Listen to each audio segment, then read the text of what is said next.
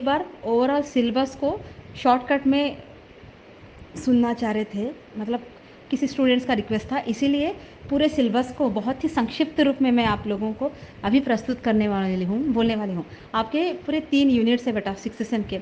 ये तो 6th same के 3 यूनिट्स में फर्स्ट यूनिट में आप लोगों को कंपलसरी 2 टॉपिक्स को अच्छी तरह से पढ़ना होगा आप लोगों को। अनुवादक के गुण यानी ट्रांसलेटर के क्वालिटीज़ क्या-क्या है, और उसके बाद है अनुवाद के प्रकार। ये बहुत ही इम्पॉर्टेंट है। एक बार अनुवाद के प्रकार अगर आप लोग अच्छी तरह से पढ़ोगे तो आप लोगों को शॉर्ट क्वेश्चंस में भी वो आ सकता है। तो बात करेंगे अनुवाद का महत्व क्या है। समटाइम शॉर्ट क्वेश्चन में ये प्रश्न आएगा, अनुवाद का महत्व क्या है। अनुवाद नथिंग बट ट्रांसलेशन है।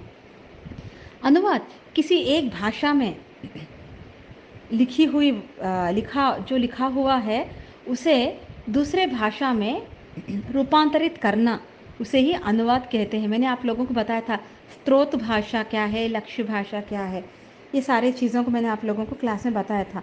तो इस तरह से आप लोगों को किसी भाषा में कही गई मतलब किसी भाषा में कहानी हो सकता है, उपन्यास हो सकता है, नाटक हो सकता है, उसे किसी दूसरे लक्ष्य भाषा में अगर उसे हम लोग रूपांतरित करेंगे या लिखेंगे, दोबारा लिखेंगे, मतलब कही गई बात को दोबारा दूसरे तरीके से अगर हम लोग कहेंगे तो वो अनुवाद होगा। तो इस तरह से अनुवाद को हम लोग ट्रांसलेशन, इंग्लिश में ट्रांसलेशन हम लोग कहेंगे। अनुवाद के प्रकार ये बहुत ही इम्पॉर्टेंट है। इसके अगर आप लोग सब हेडिंग्स अच्छी तरह से याद रख लोगे ना, तो आप लोगों को ज़्यादा कुछ पढ़ने की आवश्यकता नहीं पड़ेगी। काव्यानुवाद, अनुवाद के प्रकार। अच्छा, सबसे पहले मैं आपको ये बताने वाली थी अनुवाद का महत्व क्या है। एक्चुअली देखा गया तो हम लोग जब किसी किताब को हम लोग पढ़ते हैं, किसी कहानी को पढ़ते हैं, जैसे कि आज हम लोग बाहुबली मूवी जब तेलुगु में बना था, तो साउथ इंडियन डायरेक्टर्स की कैपेसिटी क्या है, उनकी कैपेबिलिटी क्या है, नॉर्थ इंडियंस के डायरेक्टर को, वहाँ के पब्लिक को पता नहीं था, और यहाँ के इमोशंस वगैरह। मतलब जब ये फिल्म तेलुगु में बनी थी तब उसको हिंदी में डब किया गया तो वहाँ के लोगों को समझ में आया। मतलब तेलुगु में ऑलरेडी ये बन चुका था, बाद में हिंदी में इसको मतलब डबिंग यानी उसको ट्रांसलेट किया गया। मतलब इससे क्या होता है, किसी ट्रांसलेशन से क्या फ़ायदे हैं आज के पीरियड में, मतलब किसी देश की संस्कृति को हम लोग समझ पाएंगे, किसी देश की सभ्यता को समझ पाएंगे, क्योंकि वहाँ की सभ्यता को, संस्कृति को अगर जापानीज भाषा, जापानी मतलब चाइनीज़ हम लोगों को आता नहीं, और रशियन मतलब फ्रेंच वगैरह हम लोगों की भाषाएं आती नहीं हैं, लेकिन फिर भी वहाँ के साहित्य को कोई हमारे भाषाओं में अगर ट्रांसलेट करेंगे तो हम लोग उन किताबों को पढ़कर उनके मनोभावों को हम लोग समझ पाएंगे। तो इस तरह से, और एक बात है, अनुवाद के अंतर्गत हम लोग देखते रहते हैं कि जैसे कि एक देश दूसरे देशों के साथ काफ़ी सारे अग्रीमेंट्स वगैरह करते रहते, जैसे हमारे मिनिस्टर्स दूसरे देशों के मिनिस्टर्स के साथ देश के विकास के लिए अग्रीमेंट वगैरह, योजनाएं वगैरह बनाते रहते, प्लानिंग वगैरह करते रहते। ये सारी जो है किसी एक भाषा में, इंग्लिश में होते हैं, लेकिन जब इसको हम लोग तेलुगु में या यहाँ के रीजनल लैंग्वेज में सब लोगों को सरल भाषा में समझ में आए जैसा टेलीकास्ट किया जाता है, उसको मतलब ट्रांसलेट करके हमारे सामने प्रस्तुत किया जाता है, आमतौर पे जनता को समझ में आ सके। मतलब ट्रांसलेशन से हम लोगों को किसी देश की संस्कृति, सभ्यता को जानने का अवसर प्राप्त होता है, किसी देश की राजनीतिक परिस्थितियों को जानने का अवसर मिलता है, और साथ ही साथ हमारे एक देश दूसरे देशों के बीच के संबंधों में किस तरह के परिवर्तन आ रहे हैं और किस तरह से मैत्री संबंध को स्थापित किया जा रहा है, इन सारी चीज़ों को फिर हम लोग जैसे कि हिंदी न्यूज़ में देखते हैं, हम लोग तेलुगु न्यूज़ चैनलों में देखते रहते हैं, फिर उर्दू के न्यूज़ चैनल, एक ही खबर को अलग अलग लैंग्वेजेस में, मतलब खबर तो वही है, सिर्फ हमारे हमारे भाषाओं में इसको ट्रांसलेट करके हमें आसानी से समझ में आ सके, इसके लिए इसको मतलब ट्रांसलेशन का महत्व आज हर क्षेत्र में है। इसीलिए अगर आप डिग्री कंप्लीट करने के बाद कॉम्पिटिटिव एग्ज़ाम्स के तरफ, मतलब एसएससी, आरआरबी, और आजकल हर गवर्नमेंट सेक्टर में एक हिंदी ऑफिसर, एक हिंदी अनुवादक की आवश्यकता है। तो हिंदी और इंग्लिश, रीजनल लैंग्वेज तेलुगु में अगर आप लोगों की, मतलब आप लोगों की भाषा की पकड़ अच्छी है तो आप लोग भी अनुवादक बन सकते हो। तो बच्चा अनुवाद आज के पीरियड में जो है ना बहुत ही एक सफल क्षेत्र है। अब अगर हम बात करेंगे अनुवाद के प्रकार, अनुवाद के प्रकार बहुत ही इंपॉर्टेंट है। सबसे पहले अगर हम लोग देखेंगे तो इसमें आएगा काव्य का अनुवाद, क्योंकि भारत में मैंने आप लोगों को सेकेंड ईयर में बताया था सबसे पहले सिर्फ काव्य लिखे जाते थे, यानी पोइट्री लिखा जाता था। भारतेंदु के पीरियड में से, मतलब भारतेंदु हरिश्चंद्र जी के समय से प्रोस प्रोज़ यानी गद्य साहित्य का विकास आरंभ हुआ था। मतलब नाटक, कहानी, उपन्यास वगैरह हिंदी में लिखे जाने लगे थे। तो इस तरह से काव्य का अनुवाद, फॉर एग्ज़ाम्पल हम लोग देखते रहते हैं ना, कोई तेलुगु का गाना हम लोग जब सुनते हैं, सेम गाना अगर हिंदी में भी अगर ट्रांसलेट करेंगे, पुष्पा 1 जब पुष्पा का गाना आया था, क्या गाना था वो? श्रीवल्ली, वो चप्पल उसका छूट जाता ना, वो गाना बेसिकली जो है ना मुझे तेलुगु से ज़्यादा हिंदी में बहुत पसंद आया। तेलुगु में वो गाना मुझे पसंद नहीं आया। मतलब सेम गाने को जब हिंदी में हम लोग ट्रांसलेट करेंगे तो शब्दों का अनुवाद नहीं हुआ वहाँ, पूरे गाने में उसकी फीलिंग को लेकर उसको ट्रांसलेशन किया गया। तो यहाँ जब भी मैं वो गाना सुनती हूँ ना, तो तेलुगु शब्दों से ज़्यादा हिंदी के शब्दों का प्रभाव थोड़ा ज़्यादा अच्छा लगा मुझे। अब इसका मतलब ये नहीं कि मैं हिंदी लेक्चरर हूँ बोल के नहीं, मेरा मतलब बस आपका ध्यान यही बताना है, काव्य का अनुवाद करना कोई सरल बात नहीं है। किसी भी कविता को आप किसी दूसरी भाषा में, स्रोत भाषा से लेके लक्ष्य भाषा में, लक्ष्य भाषा भाषा से किसी अन्य भाषा में अगर आप जब भी आप उसको ट्रांसलेट करोगे ना, तो सबसे पहले कविता के भावनाओं को समझना बहुत ज़रूरी है। शब्द से शब्द को ट्रांसलेट करना नहीं है, उसके भाव को समझकर उसके भावनाओं के मतलब उसके भावनाओं के अनुसार हमको अनुवाद करना होगा। बेटा आप लोगों को हेडिंग अच्छी तरह से बोल्ड से रखो, काव्य का अनुवाद करना सरल कार्य नहीं है। काव्य का अनुवाद करते वक्त अनुवादक को काव्य में मतलब उस कविता के भाव को समझना चाहिए, उस कविता के गहराई को, उस फीलिंग्स को समझना चाहिए, तभी काव्य का अनुवाद सफलता से वो कर सकता है। और उसके बाद अगर हम लोग बात करेंगे नाटक अनुवाद, या नाटक अनुवाद भी हो सकता है, कहानी का भी हो सकता है, उपन्यास का भी हो सकता है।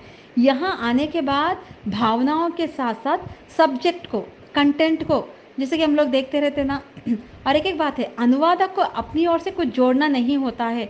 मेन राइटर जो लिखता है उसी को ही यथा तथा लिखना होगा। जैसे हम लोग देखते रहते हिंदी का कोई मूवी है जिसको अगर तेलुगु में ये लोग अगर रीमेक करेंगे, डबिंग नहीं, डबिंग करेंगे तो एज इट इज़ ही आ जाएगा। अगर रीमेक करेंगे तो किस यहाँ के परिस्थितियों के हिसाब से, हीरो के डिमांड के हिसाब से डायलॉग्स में या आसपास के काफ़ी सारे स्टोरी में बदलाव वगैरह करते रहते हैं। ये रीमेक में होता है, लेकिन डबिंग में एज इट इज़ लिया जाता है।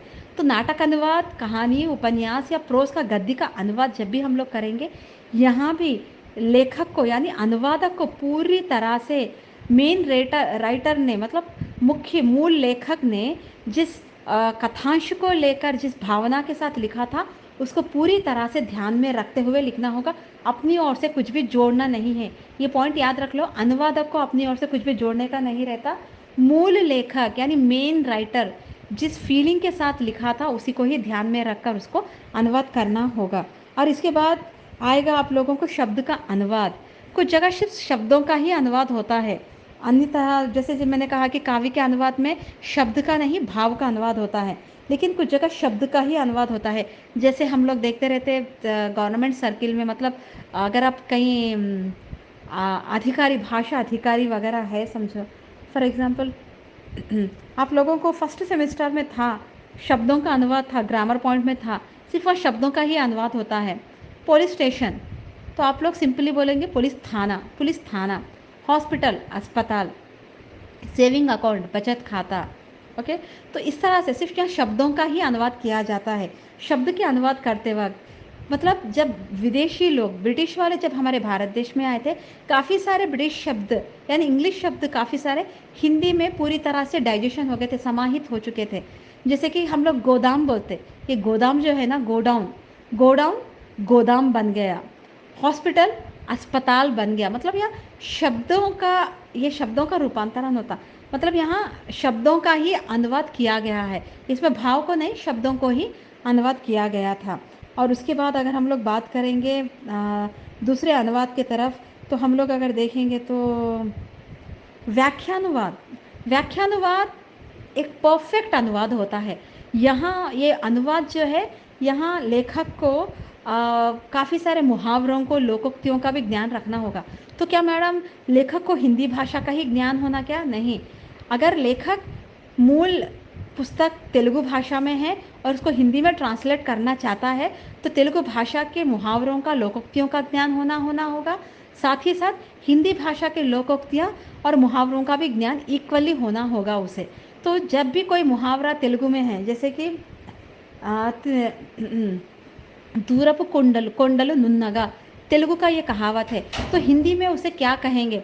हिंदी में अगर वो ट्रांसलेट करेगा तो क्या लिखेगा? तो हिंदी में उस कहावत का जो एग्जैक्टली ट्रांसलेशन है, ऊंचे दुकान पीके पकवान, या नहीं तो दूर के ढोल सुहावने, ये है। मतलब ट्रांसलेट करते वक्त व्याख्यानुवाद का मतलब है एक परफेक्ट अनुवाद, जिसमें लेखक को लेखक जिस परिस्थितियों को ध्यान में रखते हुए, जिस सिचुएशन के साथ उन्होंने उस कहानी को या उपन्यास को, किसी भी जिस पे भी उन्होंने अपने भाषण को लिखा था, या नहीं तो आपने एक राइटिंग को लिखा, एक आर्टिकल को लिखा था, अनुवादक को भी उतना ही पकड़ होना चाहिए मेन लैंग्वेज में, और जिस भाषा में वो ट्रांसलेट करने वाला, मतलब स्रोत भाषा, लक्ष्य भाषा, इन दोनों पर उसको इक्वल पकड़ होना बहुत ज़रूरी है। व्याख्यानुवाद एक आदर्श अनुवाद है। नीचे एक और अनुवाद भी आएगा आपको, आदर्श अनुवाद, व्याख्यानुवाद, आदर्श अनुवाद, एक ही सिक्के के दो पहलू की तरह है। ये दोनों का सब हेडिंग दो एक ही तरह से आप लोग लिख सकते हैं, सब हेडिंग में दोनों इक्वल है बेटा। व्याख्यानुवाद मतलब परफेक्ट अनुवाद, जहाँ अनुवादक को पूरी तरह से हर छोटे से बात का ध्यान रखना बहुत ज़रूरी होता है। और अगर हम लोग बात करेंगे तो आशु अनुवाद है। आशु अनुवाद मैंने आप लोगों को भी बताया था, ये शॉर्ट हैंड है। आशु अनुवाद मतलब शॉर्ट हैंड है। जैसे कि हम लोग बहुत हद तक शॉर्टकट में जाते रहते हैं ना गलियों में, उसी तरह से आशु अनुवाद मतलब अगर बॉस के पास पीए होते हैं तो बॉस कुछ नोट्स वगैरह बोलते रहता, मतलब कुछ मीटिंग के लिए, लेटर टाइपिंग के लिए वो कुछ बोलते रहता कि लेटर टाइप के लिए सब्जेक्ट ये लिखो, ये तो वो शॉर्टकट में लिख लेते रहती है पीए, उसको कहेंगे आशु अनुवाद। उसके कुछ कोड्स रहते, वो कोड्स में वो पूरी तरह लेटर बॉस कहते रहता है, और ये वो कोड में पूरा लेटर लिख लेती है। बाद में फिर उसे अनुवाद करके उन कोड को शब्दों में ढालकर वो पूरा लेटर टाइप करती है। तो बेटा सबसे ज़्यादा इम्पॉर्टेंट है अनुवाद के प्रकार, पत्रकार के प्रकार, पत्रकारिता के प्रकार, अनुवाद के प्रकार, पत्रकारिता के प्रकार बहुत ही इंपॉर्टेंट है। इसमें से शॉर्ट क्वेश्चंस भी आपको आ सकता है। तो अनुवाद फर्स्ट चैप्टर है आपका, फर्स्ट यूनिट है अनुवादक के गुण। अनुवादक के गुण पे अगर हम लोग प्रकाश डालेंगे, अनुवादक को भाषा का ज्ञान होना बहुत ज़रूरी है। भाषा पे स्रोत भाषा, लक्ष्य भाषा दोनों पर उसको अधिकार होना ज़रूरी है, और बहुत ही सुंदर ढंग से उसको प्रस्तुत करना चाहिए। उसमें भी इमोशंस होना, भावना प्रधान। कविता का अनुवाद करते वक्त उसके अंदर वो भावनाओं को पकड़कर रस के साथ, मतलब पहले उस भावनाओं में डूबकर उसके बाद उसका अनुवाद कर पाएगा। घर मतलब चार, मतलब ईंट रखने से घर नहीं बनता, घर घर में रहने वाले लोगों से बनता है। उसी तरह से किताब का अनुवाद करने से, शब्दों को फटाफट लिखने से कोई अनुवाद नहीं होता है। उसके अंतर्गत लेखक के, मूल लेखक के भावनाओं को पूर्ण रूप से एज इट इज़ उतारना ही अनुवादक का कार्य है। तो ये बेटा अनुवादक के गुण, अनुवाद के प्रकार अच्छी तरह से देख लो। सेकेंड यूनिट में भी पत्रकार के गुण, पत्रकार मतलब भाषा का ज्ञान होना चाहिए, निडर होना चाहिए, हिम्मत होना चाहिए, किसी के दबाव में नहीं होना चाहिए, सच्चाई के रास्ते पे चलने वाला होना चाहिए, समाज को सच्चाई बताने की ताकत होनी चाहिए उसे, और कितने भी उतार चढ़ाव क्यों ना आए, बस उसका काम एक ही रहता है, क्योंकि जर्नलिज्म फोर्थ पिलर है। तो इस तरह से पत्रकार के गुण, पत्रकारिता के प्रकार। पत्रकारिता के प्रकार बहुत ही जनरल टॉपिक है। न्यूज़पेपर में ओपन करो तो सबसे पहले आप लोगों को देखोगे तो एक पेपर का एक मतलब पत्रकारिता के प्रकारों में हम लोग देखेंगे तो एंटरटेनमेंट का कुछ मैगजीन्स आते रहते, पत्रकार मतलब कुछ न्यूज़पेपर्स भी आते रहते, सिर्फ उसमें फिल्म इंडस्ट्री से संबंधित कब कौन सा मूवी रिलीज़ हो रहा, शूटिंग किधर हो रहा, इस तरह से एंटरटेनमेंट से रिलेटेड इन्फॉर्मेशन देता रहता है। और कुछ ऐसे भी पत्र पत्रिकाएँ होती है जो सिर्फ बच्चों के स्टडी के लिए इम्पोर्टेंट, यानी तो कॉम्पिटिटिव एग्जाम से रिलेटेड मैटर को ही वो लोग देते रहते हैं। मतलब शिक्षा संबंधी पत्र पत्रिकाएँ, महिला से संबंधित पत्र पत्रकारिता, पत्र मतलब पत्रिकाएँ, मतलब वहाँ सिर्फ स्त्री से संबंधित, मतलब किस तरह से स्त्रियों के विकास के लिए योजनाएं बनाई जा रही है स्त्रियों के लिए, और किस तरह के मतलब वो लोगों को किस तरह से रोज़गार के अवसर है, तो उनसे संबंधित काफ़ी सारा इन्फॉर्मेशन उस पत्रिकाओं में आपको मिलेगा। और उसके बाद कृषि संबंधी पत्रिकाएं, कृषि यानी किसान से संबंधित पत्रिकाएं, मतलब खेती-बाड़ी से संबंधित, खेती-बाड़ी में किस तरह से काफ़ी सारे नए-नए प्लानिंग्स किस तरह से करते जा रहे हैं, अधुनातन मतलब इक्विपमेंट का इस्तेमाल किस तरह से किया जा रहा है, ये सारे बताते रहते हैं। मतलब इसके प्रकार देख लेते जाओ बेटा आप लोगों को, क्राइम से संबंधित, शिक्षा संबंधी, रोज़गार से संबंधित, महिला संबंधी, बच्चों से संबंधित और क्या है रोज़गार से संबंधित और किसान से संबंधित और ऐसे काफ़ी सारे हैं। कम से कम एक 10 प्रकार को अगर आप अच्छी तरह से याद रख लोगे ना तो अच्छी बात है। तो पत्रकारिता के प्रकार, पत्रकार के गुण, ये सेकंड यूनिट में है। थर्ड यूनिट में सबसे ज़्यादा इम्पोर्टेंट है स्त्रीवाद, दलितवाद, आदिवासी विमर्श है, अल्पसंख्यक विमर्श है। आप लोगों को दलितवाद के बारे में आएगा तो दलित यानी दल से निकाल दिया गया। तो इस तरह से भारतीय समाज में जाति धर्म को मतलब भारतीय वर्ण व्यवस्था पे आधारित देश है और ये भारतीय वर्णाश्रम में ब्राह्मण, क्षत्रिय, वैश्य, शूद्र और उसके बाद निम्न वर्ग, इस तरह से वर्णाश्रम की पद्धति में कैटेगरी को डिवाइड किया गया था। और इस तरह से कुछ निम्न वर्गों को दलित कहकर उनको समाज में मौलिक सुविधाओं से वंचित किया गया। मतलब वो लोगों को मंदिरों में आने के लिए प्रवेश नहीं था, कुएं के पास पानी पीने के लिए प्रवेश नहीं था, वो लोगों को हर जगह अपमान किया जा रहा था, उनको हमेशा तिरस्कार की नज़रों से देखा जा रहा था। ये बहुत बुरी चीज़ है। लेकिन भारतीय समाज में ऐसा कुछ बहुत हद तक पहले घट चुका था, अब बहुत हद तक कम हुआ है और कम होना बाकी है, क्योंकि ये किताबी शब्द आज भी किसी किसी के मन मस्तिष्क में आज भी इस तरह का मैल जमा हुआ है।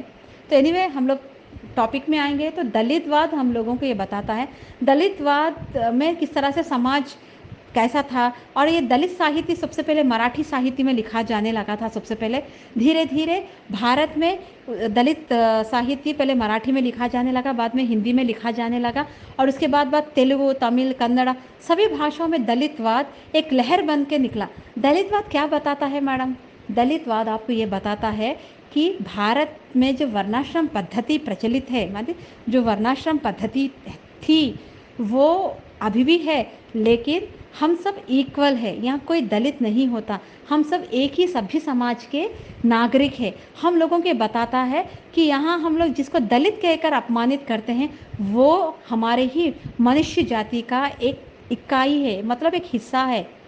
तो इस तरह से दलितवाद हमारे मतलब हमारे अंदर एक नेगेटिविटी जो है उसको दूर करने का प्रयास करता है और ऑल आर इक्वल इस तरह के टॉपिक को हम लोगों के सामने लेकर आया। और दलितवाद में काफ़ी सारे कविताएं लिखी गई हैं, काफ़ी सारे उपन्यास लिखे गए हैं, नाटक लिखे गए हैं, आत्मकथाएं लिखी गई हैं। और बेटा आप लोगों को अगर आप कुछ भी नहीं पढ़े तो आप लोग अभी मैं जो भी बता रही ना ये सब लिख सकते, क्योंकि दलितवाद का साहित्य सबसे पहले मराठी भाषा में लिखा गया, उसके बाद हिंदी में, उसके बाद धीरे धीरे सभी भाषाओं में इसको लिखा जाने लगा था। और दलितवाद एक ज्वलंत प्रश्न है, समाज के चेहरे पे एक तमाचा है कि हम लोग पढ़ चुके, मतलब पढ़ लिख के तो आगे बढ़े, लेकिन हमारा कितनी छोटी सोच है कि हम लोग हमारे ही समुदाय के किसी एक वर्ग को दलित कहकर दूर रखा करते थे। लेकिन बाद में बी आर अम्बेडकर जी आए और उसके बाद क्योंकि वो भी खुद एक दलित वर्ग से बिलोंग करते थे, आपने भी काफ़ी सारे अपमानों को सहा था। तो इस तरह से अम्बेडकर जी जब विदेशों में शिक्षा प्राप्त की, बाद में संविधान यानी कॉन्स्टिट्यूशनल लिखने का उनको जो अवसर मिला था और उनके ही कारण दलितों की स्थिति में काफ़ी सारा सुधार आया। तो अम्बेडकर जी का नाम दलितवाद में, दलित साहित्य के भीतर लिखना आपके लिए बहुत ज़रूरी है। और दलित साहित्य के भीतर आप लोगों को कुछ लोगों के नाम अच्छा याद रख लो, कुछ लोगों के नाम रमणिका गुप्ता, सुशीला टाक भौरे, मोहनदास मिश्रा, ऐसे एक दो लोगों के नाम थोड़े अच्छी तरह से याद रख लो बेटा। और अगर आप लोग लिखोगे दलितवाद तो प्रेमचंद की कहानियों में भी काफ़ी सारे, दलितवाद को तो नहीं बता सकते लेकिन दलित वर्ग से संबंधित समस्याओं को प्रेमचंद ने भी बताया था। जैसे कि फर्स्ट सेमिस्टर में आपकी कहानी है सदगति।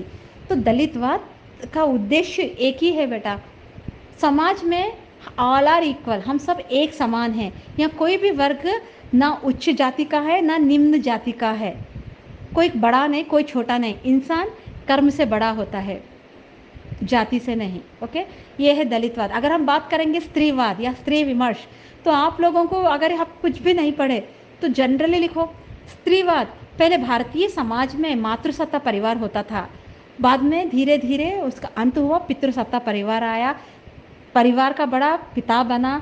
बाद में स्त्रियों की स्थिति पहले कैसी थी, स्त्रियों को पढ़ने लिखने का परमिशन नहीं था, पर्दा सिस्टम में रहते थे, स्त्रियां घर में रहते थे।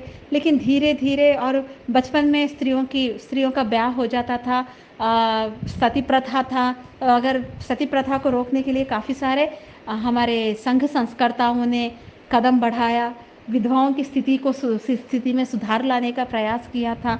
लेकिन आज स्त्री पढ़ लिख कर आगे बढ़ रही है, तो इसका मुख्य कारण फिर से आएंगे Ambedkar ji, doctor B are Ambedkar ji के कारण। क्योंकि आपने संविधान में स्त्रियों को स्थान दिलाया, स्त्रियों को पढ़ने का हक दिलाया। आपने हिंदू कोड बिल के बारे में आपने जब पार्लियामेंट में आपने पास करने के लिए, मतलब हिंदू कोड बिल हम लोगों को, स्त्रियों को भी आगे बढ़ने का एक मौका मिला था। बट आप लोगों को इतना सब लिखने की ज़रूरत नहीं है। Doctor B are Ambedkar ji के कारण स्त्रियों को भी समान रूप से जीने का अधिकार मिला। साथ ही साथ स्त्रीवाद जब आप लोग लिखोगे ना, और दो लोगों का भी नाम लिखना ज़रूरी है बेटा, सावित्रीबाई फुले, ज्योतिबा फुले। सावित्रीबाई फुले की पत्नी ज्योतिबा फुले है। सावित्रीबा फुले की पत्नी ज्योतिबा फुले है। तो इस तरह से ये उन्होंने अपनी पत्नी को पढ़ाया। बाद में उन्होंने मतलब काफ़ी सारे स्त्रियों को पढ़ने का मौका दिया। भारत में सबसे पहली टीचर भी सावित्रीबाई फुले है। तो इस तरह से पढ़ने लिखने का मौका हम लोगों को, मतलब स्त्रीवाद पहले कहाँ से उद्भव हुआ, इंग्लैंड में स्त्रीवादी आंदोलन आरंभ हुआ था। धीरे धीरे वो आंदोलन अमेरिका तक आया, और वहाँ आने के बाद स्त्रियों को पहली बार वोट डालने का अधिकार उधर मिला था। हमारा भारत देश स्वतंत्र नहीं था, परतंत्रता में था, गुलामी में था।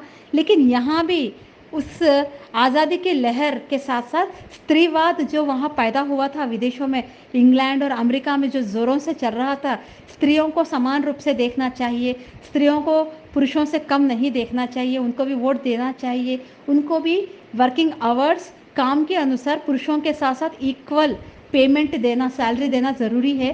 तब इस तरह के आंदोलन, रेवोल्यूशन वहाँ चल रहे थे। वही आंदोलन, वही रेवोल्यूशन भारत में भी आए थे, और भारत में भी धीरे धीरे स्त्रीवाद आरंभ हुआ। स्त्री की स्थिति को सुधारने के लिए काफ़ी सारे संस्थाएं, ऑर्गेनाइजेशंस स्थापित हुए, और आज काफ़ी हद तक स्त्रियों ने भी हर क्षेत्र में अपने कदमों को आगे बढ़ाया। उनसे लिख सकते हैं आप लोग स्त्रीवादी लेखिकाएं, मतलब यहाँ लेखिकाओं के नामों को आपको लिखना होगा। उदाहरण के लिए महादेवी वर्मा, उषा प्रियमवदा, मीरा कांत, मैत्रेयी पुष्पा, ऐसे 4 लोगों के नाम अच्छी तरह से अगर आप याद रख लोगे ना, काफ़ी है बेटा स्त्रीवाद। बाद में आएगा आदिवासी साहित्य। आदिवासी साहित्य जल जंगल ज़मीन, ये 3 नारे हैं इनके, जल जंगल ज़मीन। ये बेचारे दलितों की तरह, मतलब दलित हमारे ही समाज का एक हिस्सा था, उसको हम लोग दूर रखते थे। आदिवासी जंगलों में रहते थे, और ये लोग जंगलों को अपना घर मानते थे, जंगल में रहने वाले जानवरों से बहुत ही प्यार करते थे। जान चली जाती थी लेकिन जंगलों को हरा भरा रखते थे। बहुत ही मासूम लोग हैं ये, लोगों की अपनी अलग से एक संस्कृति है, इनकी अलग से वेशभूषा है। लेकिन इंडस्ट्रियलाइजेशन यानी औद्योगिकरण यानी विकास के नाम पर आज हम लोग जंगलों को काट कर वहाँ फैक्ट्री स्टार्ट करके वहाँ रहने वाले आदिवासियों को वहाँ से बेदखल करके वहाँ से निकाल दे रहे। और वो बेचारे जाते कहाँ जीने के लिए, वो लोग धक्के खाते हुए शहरों को आ जाते हैं और ईंट के भट्टियों में काम कर रहे हैं, किसी के घर में चौका बर्तन साफ करते हुए। इस तरह से एक जो जंगलों में फ्री बर्ड की तरह घूम रहे थे, वो लोग शहरों में आकर एक दर्द भरी ज़िंदगी को प्लेटफॉर्म पे, मतलब प्लेटफॉर्म पे हम लोगों को दिखते रहते हैं ना, झोपड़ी डालकर एक टेम्पररी घर भी नहीं बोल सकते उसको, झोपड़ी बना के वो लोग सर्दी पे, मतलब सर्दी को सहते हुए, बारिश में भीगते हुए, धूप में गर्मी को सहते हुए वो लोग जी रहे हैं। तो आदिवासी साहित्य उभर रहा है अब धीरे धीरे। इसमें भी काफ़ी सारे लेखक आदिवासी जीवन को बता रहे हैं कि आदिवासियों का जीवन कैसा था, अब कैसा हो गया है। और ये आदिवासी साहित्य को लेकर काफ़ी सारे फिल्म्स भी बने। अगर हाल ही में हम लोग देखेंगे तो तेलुगु में ऊरू पेरू भैरवा कोना, और ऐसे बहुत सारे फ़िल्म्स है, आप लोग भी अगर देखते रहे तो देखो। मुझे फ़िल्म्स के नाम अभी फ़िलहाल तो याद नहीं आ रहे। आदिवासी साहित्य का उद्देश्य यही है कि आदिवासी उनका नारा है जल जंगल ज़मीन, तो उन्हें उनके ही घर लौटा देना ये हमारा कर्तव्य है। विकास के नाम पर उनको उनके घर से धक्के मार के, मतलब उनको धक्का देकर बाहर निकालना, ये काहे काहे का विकास है। और यहाँ आकर वो लोग झोपड़ी पट्टी में रहते हुए दर दर के ठोकर खाते जा रहे हैं। वो लोगों की अपनी एक संस्कृति वेशभूषा है, वो लोगों का अपना एक मान सम्मान था, लेकिन इधर आने के बाद उनके मान सम्मान को ठेस पहुंच रहा है। तो इसी चीज़ को उजागर करना चाह रहे, मतलब लोगों तक पहुंचाना चाहता है आदिवासी साहित्य। ब्लास्ट बेटा अल्पसंख्यक साहित्य यानी माइनॉरिटी साहित्य है, मुस्लिम साहित्य है। मुस्लिम घरानों की संस्कृति के बारे में, पहले किस तरह से उनके घरों में स्त्रियों के बारे में किस तरह से शिक्षा थी, उनको किस तरह के उनके जीवन की शैली कैसी थी, अब उनकी जीवन शैली में किस तरह से विकास आया है, ये सारे चीज़ों को लेकर लिखा गया साहित्य अल्पसंख्यक साहित्य है। और इसके अंतर्गत नॉट ओनली माइनॉरिटी साहित्य है, इसके अंतर्गत आपको जैन लिटरेचर भी आता है, बौद्ध लिटरेचर। अल्पसंख्यक मतलब अभी अभी उभरता हुआ साहित्य जो कम मात्रा में है, बौद्ध साहित्य, जैन साहित्य, ये सारे साहित्य को लेकर लिखा गया साहित्य, मतलब एक वर्ग है अल्पसंख्यक साहित्य। मतलब हम लोग आज तक इनके बारे में कभी लिखा नहीं गया था, लेकिन इनके बारे में भी हम लोग लिख सकते हैं। क्योंकि हम लोग बात करें तो दलित स्त्री समस्या इस तरह से हम लोग बोलते रहते हैं, लेकिन आदिवासी साहित्य को लेकर जिस तरह से आजकल फिल्म्स बनते जा रहे हैं, उसी तरह अल्पसंख्यक साहित्य, मतलब बौद्ध साहित्य को लेकर, जैन साहित्य को लेकर, माइनॉरिटी साहित्य को भी लेकर, मतलब उनके भी जीवन के अंशों को लेकर हम लोग उपन्यास कहानी या कुछ ना कुछ एक साहित्य लिख सकते हैं। हाँ, सो फाइनली ये आपके 3 यूनिट से बहुत ही शॉर्टकट में मैंने बताया है। होपफुली आपको यूज़फुल होगा। ऑल द बेस्ट बेटा, ऑल द बेस्ट। बहुत देर से आप लोगों ने मुझे रिक्वेस्ट भेजा। Anyway, all the best. Bye माँ।